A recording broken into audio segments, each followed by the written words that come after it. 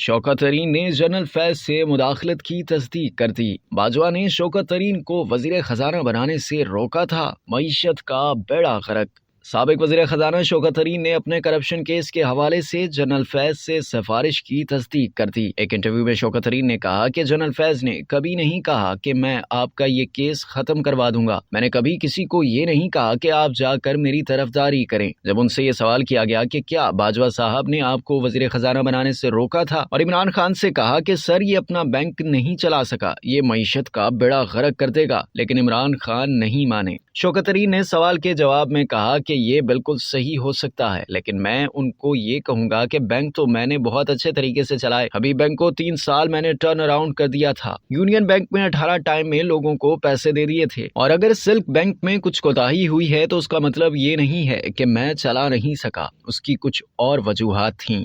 اب تک کے لیے اتنا ہی۔ مزید جاننے کے لیے سبسکرائب کیجیے ڈیلی جنگ یوٹیوب چینل اور لائک کیجیے ڈیلی جنگ فیس بک پیج۔